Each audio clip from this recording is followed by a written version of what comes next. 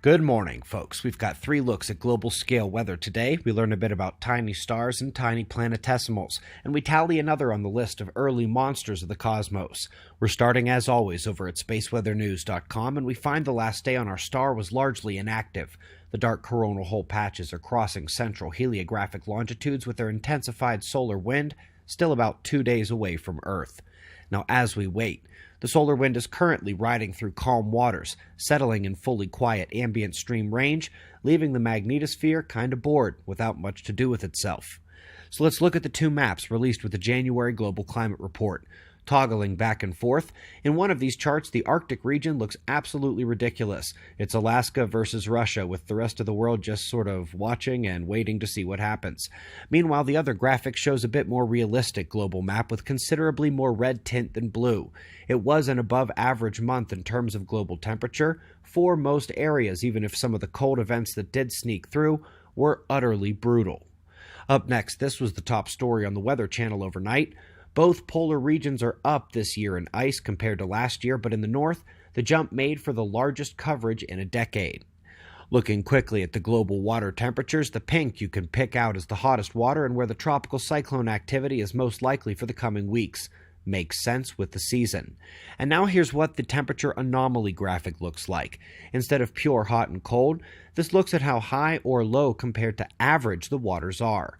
If you haven't seen a chart like this before, it can be hard to reconcile in only a few seconds, but the oceans are a much more complicated story than just warming or cooling, rising or falling.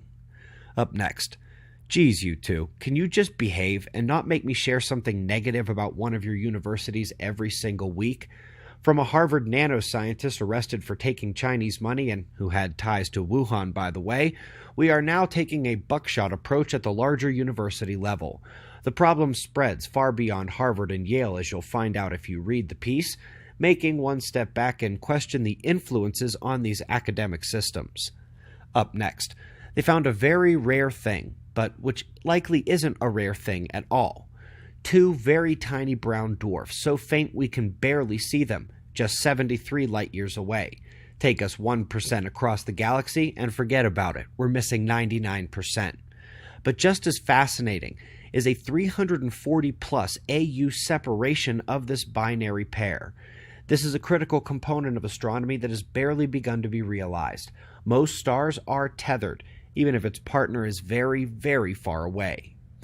But something not so far away is Arrokoth, an irregular lobed planetesimal a bit further out than Pluto's orbit, without much eccentricity compared to others we've seen in the Kuiper Belt.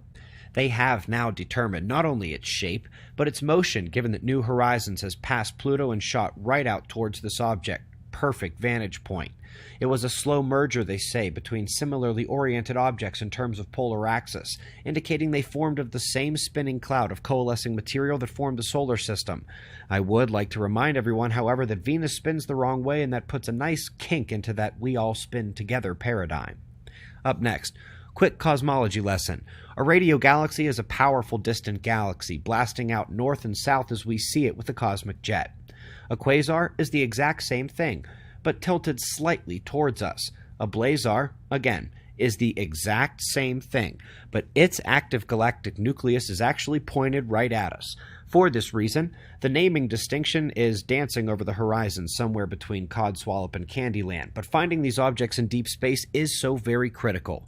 Please remember, it is these objects at such great distances that puts the Big Bang model under serious scrutiny, particularly the quasars, blazars, and radio galaxies, the super mega galaxies, and the proto-clusters. Now, in this case, Z6 corresponds to about 12.7 billion years old, so it's not exactly pushing the marks of some of those others currently challenging the mainstream cosmological models, but Blazar's direct line of fire do make them a more interesting, energetic astrophysical monster.